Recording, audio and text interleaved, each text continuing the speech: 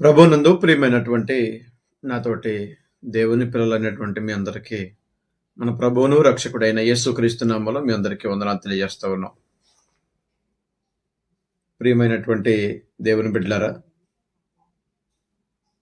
అనుదిన ఈ పరిచర్యలో మీ ప్రోత్సాహం మాకు అందిస్తున్నారు. దేవుని యొక్క వాక్యాన్ని వింటున్నారు. కామెంట్స్ రూపంలో మీరు ఎంతగా మేలు పొందుకున్నారో తెలియజేస్తున్నారు. మీరు పెట్టేటువంటి కామెంట్స్ ద్వారా మీరు వాక్యాన్ని వినడం వలన మాకు ఎంతో సంతోషాన్ని ఇస్తుంది. ఈ పరిచర్యలో మరింత ప్రోత్సాహాన్ని మేము పొందుకోగలుగుతున్నాం. ప్రతిరోజు దేవుని యొక్క వాక్యాన్ని ఏమాత్రం కూడా ఆలస్యం చేయకుండా మీ ముందుకు తీసుకొస్తున్నామంటే మీరు మాకు అందించేటువంటి ప్రోత్సాహం. అదే ప్రోత్సాహాన్ని మీరు అందించాలని మీ అందరినీ ప్రేమతో కోరుకుంటూ ఈనాటి అంశాన్ని మనం ఆలోచించేద్దామండి. ఈరోజు మనం ధ్యానం చేయబోయేటువంటి అంశం ఏంటంటే దేవుని మాటలు వినడం వలన ప్రయోజనం ఏంటి, లేక దేవుని మాటలు వినడం వలన ఎలాంటి ఆశీర్వాదాలు ఉన్నాయో మనం ఆలోచించేద్దాం. ఈ లోకంలో చాలామంది రాజకీయ మాటలు వింటారు, సినిమా వాళ్ళ మాటలు వింటారు, సీరియల్ వాళ్ళ మాటలు వింటారు. ఈ లోకంలో ఇరుగు పొరుగు వాళ్ళ మాట వింటారు. ఈ లోకంలో అందరి మాటలు వినడానికి ఆసక్తి చూపుతారు, కానీ దేవుని వాక్యాన్ని వినేటప్పటికీ దేవుని వాక్యం వినాల్సినటువంటి సందర్భంలో అందరికీ నీరసము, అందరికీ బద్ధకం, అందరూ లేజీగా ఉంటారు. జీవాన్నిచ్చేటువంటి దేవుని మాటలు వినకుండా జీవాన్నిచ్చేటువంటి దేవుని మాటలు మనం పక్కన పెట్టి ఏమాత్రం మనం విజయం సాధిస్తాం చెప్పండి. నాతోటి పిల్లల మీ అందరికీ నేను వినయపూర్వకంగా ప్రాధేయపడి చెప్పేది ఏంటంటే దేవుని వాక్యాన్ని వినడం చాలా ఉత్తమమైంది. ద్వితీయోపదేశకాండము 28వ అధ్యాయము 1-2 వచనాలు మనం చూసినట్లయితే దేవుని వాక్యాన్ని ఎవరైతే వింటారో, ఎవరైతే విని గ్రహిస్తారో అలాంటి వారందరికీ దేవుడు చాలా దీవెనలు దాచుంచారట. మన పాడి పంటలు వర్ధిల్లుతాయి, అలాగే మన పిల్లలు వర్ధిల్లుతారు, అలాగే మన చేతి పని దేవుడు దీవిస్తాడు. ఇంకా చెప్పాలంటే మన దినచర్య అంతట్లో కూడా దేవుని సహాయం మనకు ఉంటుంది. కనుక దేవుని వాక్యాన్ని విందాం, గ్రహించి అర్థం చేసుకుని దాని ప్రకారం జీవిద్దాం. దేవుడు ఆయన ప్రేమ, కృప, ఆశీర్వాదాలు మనకిస్తారు. సరే, ఈ సమయంలో కొద్ది నిమిషాలు దేవుని యొక్క వాక్యాన్ని మనం ధ్యానం చేద్దామండి. అలాగే మొదటగా మనం ఆలోచన చేసినట్లయితే దేవుని వలన మనకి ఏంటి ప్రయోజనం అంటే, దేవుని వాక్యాన్ని వినడం వలన మనకి విశ్వాసం వస్తుంది. రోమాపత్రిక 10వ అధ్యాయం 17వ వచనం చూసినట్లయితే, కాగా వినుట వలన విశ్వాసం కలుగును, వినుట క్రీస్తుని గురించిన మాటల వల్ల కలుగును. ఏ మాటలు వినాలి? రాజకీయ మాటలు వింటే మనకి ప్రయోజనమా? లేకపోతే సినిమా మాటలు వింటే మనకు ప్రయోజనమా? ఏ మాటలు వింటే మనకు ప్రయోజనం అంటే, దేవుని మాటలు వినడం వలన, లేక దేవుని వాక్యాన్ని వినడం వలన. ఇంకా చెప్పాలంటే దేవుని వాక్యాన్ని వినడమే గొప్ప భాగ్యం అండి. ఆ భాగ్యమైన దాన్ని కనుక మనం ఎంచుకున్నట్లయితే ఖచ్చితంగా మనకి విశ్వాసం వస్తుంది. ఆ విశ్వాసమే దేవునికి మనం ఇష్టలుగా చేస్తుంది. విశ్వాసం లేకుండా దేవునికి ఇష్టం అసాధ్యమని హెబ్రీ పత్రిక 11:6లో మనం చదువుకుంటాం కదా. కనుక వినుట వల్లనే, దేవుని వాక్యాన్ని వినడం వల్లనే విశ్వాసం. దేవుని వాక్యాన్ని వినకపోతే, క్రీస్తుని గురించి నీకు తెలియకపోతే, క్రీస్తు జీవితాన్ని గురించి నీకు తెలియకపోతే, క్రీస్తు పరిశుద్ధమైన జీవితాన్ని ఎరగపోతే, క్రీస్తు శిలువ బలియాగం గురించి తెలుసుకోకపోతే నీకు విశ్వాసం అనేటువంటిది రాదని వాక్యం తెలియజేస్తూ ఉంది. ఇక రెండవది మనం చూసినట్లయితే వినుట వలన ఆశీర్వాదాలట. రోమాపత్రిక ప్రకటన గ్రంథం 1వ అధ్యాయం 3వ వచనం చూసినట్లయితే, ఈ ప్రకటన వాక్యం చదివి విని గ్రహించేవాడు దేవుని పొందుకుంటాడు, ఆశీర్వాదాలు పొందుకుంటాడని వాక్యం తెలియజేస్తూ ఉంది. నాతోటి ప్రియమైన దేవుని బిడ్డలారా, దేవుని వాక్యాన్ని చదివి గ్రహించి ఎవరైతే జీవిస్తారో అలాంటి వారిని ఆ వాక్యము ఎంతగానో దీవిస్తుందట. వాక్యాన్ని బట్టి దేవుడు ఒకసారి చదువుకుందామండి. సమయం సమీపిస్తున్న కనుక ఈ ప్రవచన వాక్యం చదువువాడు, వాటిని విని అందులో రాయబడ్డ సంగతులు గైకొనేవాడు ధన్యులు. విని దేవుని వాక్యాన్ని వినాలండి. విని అందులో రాయబడిన సంగతులు ఎవరైతే గైకొంటారో, ఎవరైతే అనుసరిస్తారో, ఎవరైతే ఫాలో అవుతారో, ఎవరైతే ఇష్టపడతారో వాళ్ళు ధన్యులని. ధన్యులు అంటే ఆశీర్వదింపబడిన వారు, లేక సంతోషభరితులు. నీవు నీ కుటుంబం సంతోషంగా ఉండాలంటే, నీవు నీ కుటుంబం ఆశీర్వాదాలు పొందుకోవాలంటే దేవుని వాక్యాన్ని విని గ్రహించేవారుగా ఉండాలి. ఇక మూడవది మనం ఆలోచన చేసినట్లయితే వినుట వలన మనం బ్రతుకుతామట. వినకపోతే బ్రతకం అంటే బ్రతకం చచ్చిపోతాం ఆత్మీయంగా. ఆత్మీయంగా చనిపోతామండి. దేవుని వాక్యాన్ని వినడం వలన మనం బ్రతుకుతాం. యెషయా గ్రంథము 55వ అధ్యాయము.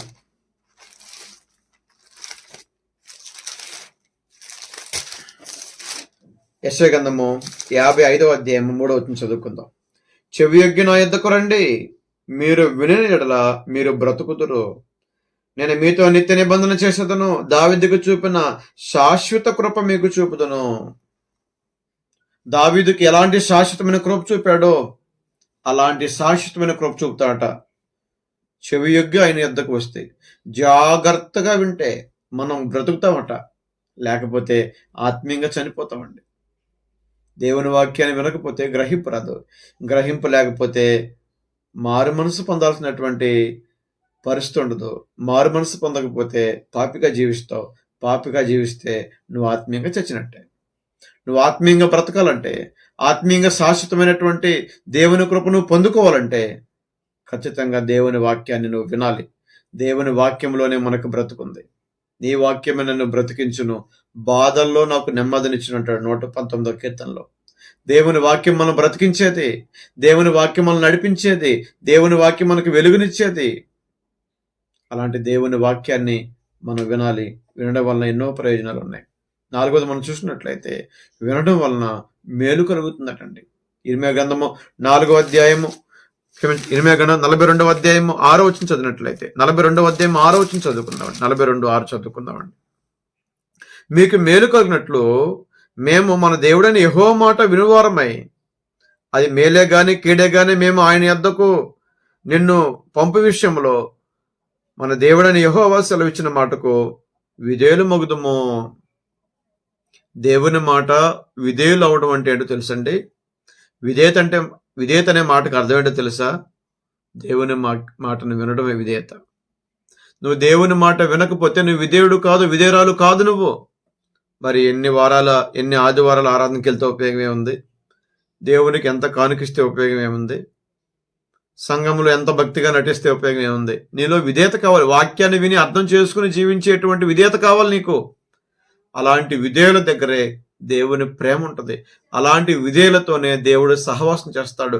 అలాంటి విధేయులకే దేవుడు మేలు చేస్తాడు.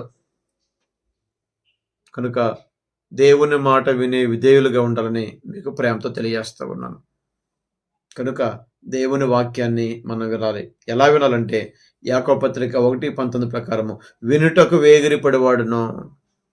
దేవుని వాక్యాన్ని వినడానికి వేగిరపడాలంట. ఆదివారం ఎప్పుడు వస్తుందా, బుధవారం ఎప్పుడు వస్తుందా, గురువారం ఎప్పుడు వస్తుందా, దేవుని వాక్యం ఎప్పుడు వినపడుతుందా అంటే దేవుని వాక్యం కోసం ఎదురు చూడాలటండి. దేవుని వాక్యాన్ని కోసం ఎదురు చూడాలట. దాహంతో ఉన్నవాళ్ళు నీళ్ల కోసం ఎలాగైతే ఎదురు చూస్తారో, ఆకలితో ఉన్నవాళ్ళు ఆహారం కోసం ఎలాగైతే ఎదురు చూస్తారో, అలాగే దేవుని వాక్యం అనేటువంటి ఆహారము, వాక్యం అనేటువంటి నీరు కోసం నువ్వు ఎదురు చూడాలి. అప్పుడే ఆత్మీయంగా నీ దాహాలన్నీ తీరుతాయి. అది గుర్తుపెట్టుకోండి. అపోస్తుల కార్యం 16వ అధ్యాయం 14వ వచనంలో లూదియాకి దేవుని వాక్యాన్ని వినడానికి సిద్ధ మనసు ఉంది. ఆ సిద్ధ మనసు ఉంది కనుకనే నేను చేసినటువంటి వ్యాపారం నాకు ప్రాముఖ్యం కాదు, దేవుడు నాకు ఎలాగైనా డబ్బులు ఇవ్వగలడు అని నమ్మింది. తన వ్యాపారం సైతం పక్కన పెట్టండి, దేవుని వాక్యాన్ని వినడానికి వెళ్ళిందండి. మరి దేవుని వాక్యాన్ని వినడానికి సిద్ధ మనసేనా? దేవుని వాక్యాన్ని వినడానికి నీ సిద్ధ మనసు అయితే నీకున్న ఏ పనైనా సరే నువ్వు పక్కన పెట్టేస్తావు దేవుని వాక్యం కోసం. మరి దేవుని వాక్యాన్ని కోసం నువ్వు ఏం పక్కన పెడుతున్నావు? బంధువులు వస్తే ఆరాధన మానేస్తాం, నీరసంగా ఉంటే ఆరాధన మానేస్తాం.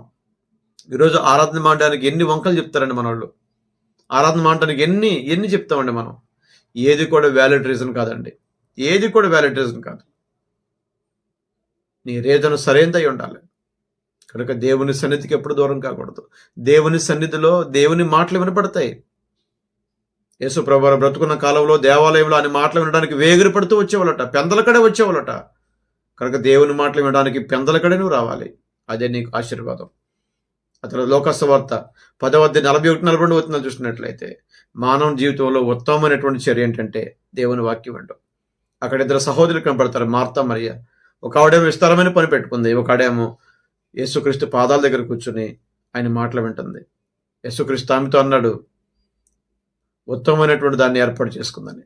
దేవుని వాక్యాన్ని వినేవాళ్ళు ఉత్తమమైనటువంటి చర్యని ఏర్పాటు చేసుకున్నట్టు, ఉత్తమమైనది ఆమె దగ్గర నుంచి పోదు అనేటువంటి విషయాల్లో అక్కడ యేసుప్రభు వారు చెప్పారు. కనుక ఉత్తమమైనటువంటి చర్య దేవుని వాక్యం వినడం. ఆ తర్వాత మత్తయి సువార్త 13వ అధ్యాయం 23వ వచనం చూసినట్లయితే, విని ఎవరైతే గ్రహిస్తారో వారు 30 60 100 ఫలిస్తారట. వినడం మాత్రం కాదండి, గ్రహించాలట. ఒకటి వేగిరి పడాలి, 2 సిద్ధ మనసు కావాలి, 3వది మన జీవితంలో ఉత్తమమైన చర్యగా భావించాలి, 4వది గ్రహించేవారుగా ఉండాలి. ఇలా ఎప్పుడైతే చేస్తామో మనకు విశ్వాసం కలుగుతుంది, ఆశీర్వాదం కలుగుతుంది, మనం బ్రతుకుతాం. దేవుడు మేలు చేసి సమస్తం సమకూడి జరిగిస్తాడు. కనుక దేవుని వాక్యాన్ని వినండి. ఎప్పుడు నీకు అవకాశం వద్దో తెలియదు, దేవుడు ఎప్పుడు నీకు అవకాశం ఇస్తాడో తెలియదు. దేవుడు నీకు ఎప్పుడు అవకాశం ఇచ్చినా దేవుని వాక్యాన్ని వినడానికి మాత్రం నిర్లక్ష్యం చూపొద్దు. దేవుని వాక్యాన్ని వినడం వల్లనే దేవుడు నీతో మాట్లాడతాడు. దేవుడు నీతో మాట్లాడితేనే నీ లోపాలు సరవుతాయి. నీ లోపాలు సరవుతేనే నువ్వు పరిశుద్ధంగా జీవించగలవు. పరిశుద్ధంగా జీవిస్తేనే దేవుని ఆశీర్వాదాలు సంపూర్ణంగా పొందుకోగలవు. కనుక మీరు మీ కుటుంబాలు దేవుని వాక్యాన్ని విని గ్రహించి దీవెనలు పొందుకొని ఆశీర్వాదాలు పొందుకోవాలని మీ అందరికీ ప్రేమతో తెలియజేస్తూ అందరికీ వందనాలు తెలియజేస్తా ఉన్నాం.